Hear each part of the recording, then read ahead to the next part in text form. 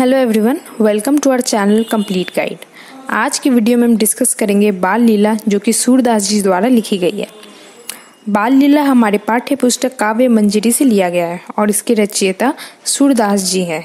सूरदास जी भक्ति काव्य के सर्वश्रेष्ठ कवि हैं। इनकी 3 प्रसिद्ध रचनाएं हैं, सुरसागर, सुरसरावली और साहित्य लहरी। सूरदास वात्सल्य और श्रृंगार रस के कवि हैं। इनके काव्य में बाल कृष्ण के सौंदर्य, उनकी चपल चेष्टाओं और क्रियाओं की मनोहर झांकी मिलती है। इनके काव्य में कृष्ण और गोपियों के अनन्य प्रेम का चित्रण है। उनके श्रृंगार रस और वात्सल्य रस का बहुत अच्छा भाव इनके काव्य से मिलता है। प्रस्तुत पंक्तियाँ सूरदास द्वारा रचित बाल लीला से ली गई है। सूरदास जी ने इन पदों में बाल कृष्ण की सुंदरता का वर्णन किया है।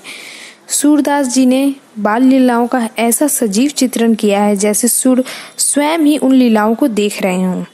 सूरदास जी ने कृष्ण की बाल सुलभ चेष्टाओं का बड़ा ही सटीक, सुंदर और रोचक वर्णन किया है। इनके पदों को पढ़कर पाठकों के सामने श्री कृष्ण की लीलाओं का चित्र उपस्थित हो जाता है, जिससे उनके हृदय में श्री कृष्ण के प्रति प्रेम और भक्ति का समावेश होता है। अगर आप हमारे चैनल में नए हैं तो हमारे चैनल को जरूर सब्सक्राइब करें ताकि आपको अच्छी वीडियोस मिलती रहें। प्रथम भाग का पहला पंक्ति है, शोभित कर नवनीत लिए। शोभित मतलब सुंदर, शब्द को याद रखो। शोभित मतलब सुंदर, नवनीत मतलब मक्खन, कर मतलब हाथ, मतलब कि भगवान जो है हाथ में मक्खन लिए शोभायान है, सुंदर लग रहे हैं। दूसरा लाइन है, घुटरुन चलत रेणु तन मंडित मुख दधि लेप किए। रेणु मतलब धूल, मंडित मतलब लगी हुई, दधि लेप दही लिपटा हुआ है। इसका मतलब कि भगवान घुटनों के बल चल रहे हैं और उनके शरीर में धूल लगा हुआ है। मुख पे दधि यानी कि दही का लेप लगा हुआ है, जो देखने में अति सुंदर लग रहा है। तीसरा लाइन है, चारु कपोल लोल लोचन गोर गोरोचन तिलक दिए। चारु का मतलब होता है सुंदर, कपोल का मतलब होता है गाल, लोल का मतलब होता है सुंदर, लोचन मतलब नेत्र, गोरोचन यानी कि तिलक लगाने का जो यंत्र होता है। इसका मतलब है कि चारु गोपाल कृष्ण के जो गाल है अति सुंदर लग रहे हैं और उसके ऊपर जो तिलक लगाया गया है वह भी बहुत सुंदर लग रहा है। इसके बाद चौथी लाइन, लट लटकनी मनुमत मधुपगन मादक मधु ये पिए। इसमें लट मतलब होता है कृष्ण के घुंघराले बाल, लटकनी मतलब लटके हुए, मनु मतलब कि मानो, मत मतलब मस्त, मधुपगन मतलब भौरों के झुंड, भौरे के झुंड, मादक मधु पिए। मादक मतलब मस्त करने वाला, मधुही मतलब रस। इसका मतलब हुआ कि कृष्ण भगवान के जो लट लटकनी मतलब कि जो उनके चूल घुंघराले बाल लटके हुए हैं वो काले भंवरों के झुंड के समान लग रहे हैं और ऐसा लग रहा है मादक मधु के पिए। मादक मतलब मस्त, मधुरा पीकर जैसे लोग मस्त हो जाते हैं, उस तरह भौरे को जैसा मस्त दिखाई दे रहा है उनका लटकता हुआ घुंघराला बाल। यह भी एक अच्छा सुंदर दृश्य है जिसको सूरदास जी इसमें वर्णन किए हैं। कठुला कंठ वज्र केहरी नख राजत रुचिर हिये। कठुला, कठुला का मतलब होता है कठला, गले में पहनने का एक यंत्र, केहरी मतलब शेर का, राजत सुंदर लगता है, रुचिर हिये सुंदर गले में। इसका मतलब होता है कि कृष्ण भगवान जो गले में एक यंत्र पहन कर रखे हैं जिसमें वज्र है और सिंह शेर का नाखून है, जो देखने में अति सुंदर लग रहा है। उनके गले में इस शोभित हो रहा है यह चीज। धन्य सुर एको पल इही सुख का सतकल्प जिए।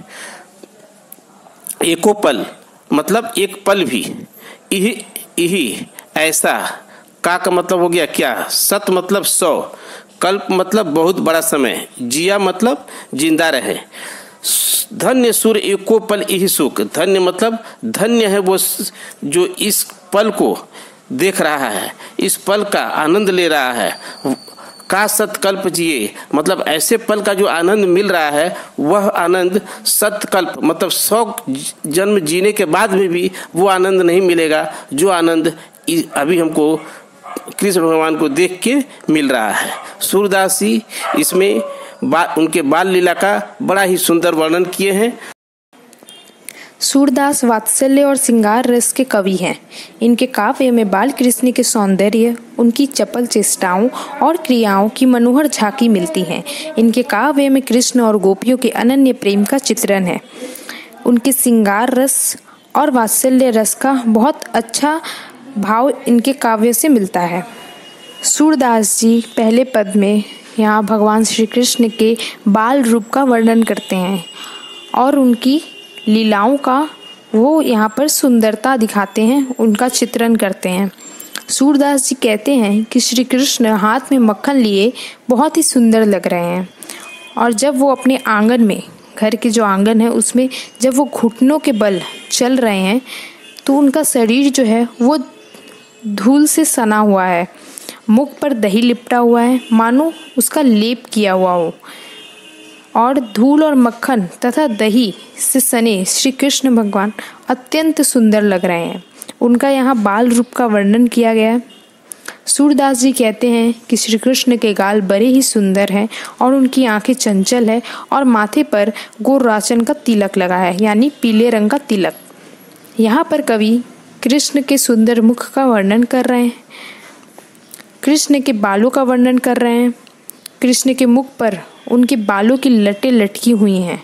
उनके बाल जो हैं वो घुंघराले हैं और घुंघरालेपन के कारण ये लटें ऐसे लग रही हैं जैसे भंवरे ने मधु पी लिया हो और नशे में मस्त हो रहे हों। कवि ने कृष्ण के मुख को एक खिले हुए फूल के समान माना है जिस पर लटों के रूप में ये भंवरे भंडरा रहे हों और कृष्ण के सौंदर्य रूपी रस को पीकर मस्त हो रहे हों। तो यहाँ पर श्री कृष्ण के बाल रूप का वर्णन किया गया है और उन यहाँ पर श्रृंगार रस और वात्सल्य रस परिपूर्ण है। सुंदर गाल, चंचल आंखें, माथे पर गोरचन का तिलक तथा मुख पर लटकती घुंघराले बाल की लटें, ये सभी श्री कृष्ण की छवि को अत्यंत मनोहर बना रही हैं। कृष्ण को नज़र से बचाने के लिए उनके गले में माला पहनाई गई है जिसे कठुला कहते हैं तथा जिसमें शेर का नाखून है जो कि अत्यंत कठोर होता है। वह माला बालक कृष्ण को कोमल हृदय पर अत्यंत सुंदर लग रही है।